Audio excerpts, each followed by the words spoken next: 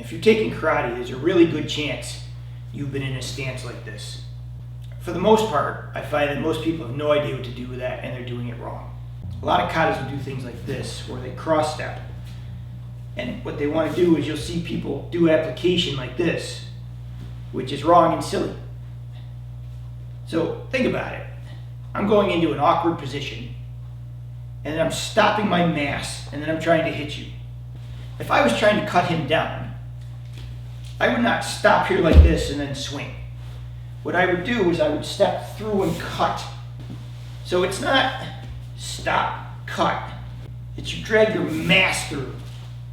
So why is that any different? If I was going to hit him, I wouldn't go like this and flick him. I would try and drive through him with my body. Right? I would drive. Even if it was like a punch, I would drive through with the mass. I'm not going to stop and hit him. I'm going to drive. And you need to connect your hand to your weight on the step. The second reason you do this is because when you learn footwork in life, you should learn straight line, angles, and then circles. But if you only leave your feet in a straight position, you can only go a straight line.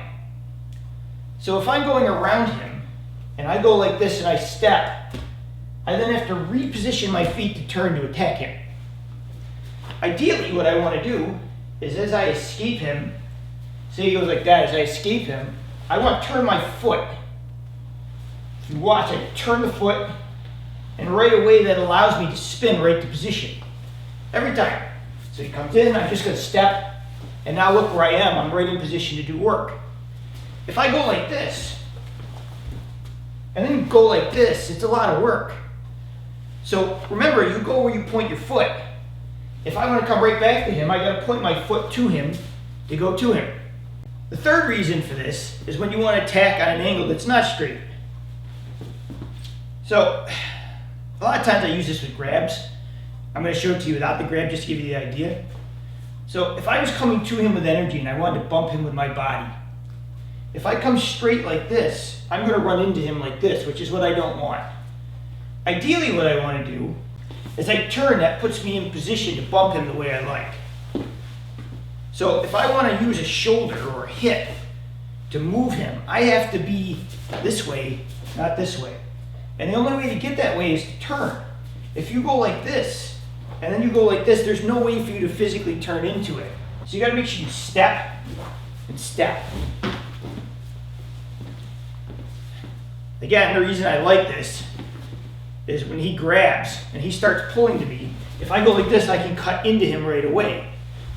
If he's pulling me and I resist and I leave my feet forward, I'm going to end up like that.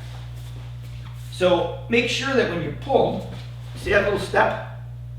That allows me to come in, and now I can start doing my work. So when you watch the step, I step in, and I go like this. Shockingly, it's like that. Now, the one thing you should never do with this step, which I hate, is people like to cross in front of their opponent. This is really misinterpreted. You'll see people spar, and then they'll go like this, which is really bad. If he crosses his feet like that, and I catch him, he's done. You never cross your feet in front of someone like this. So the reason you use these things is because you're trying to get to an angle and a position. It's not meant to be done on a straight line in front.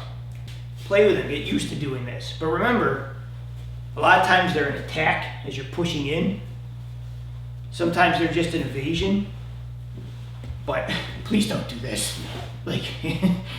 Just please don't do that.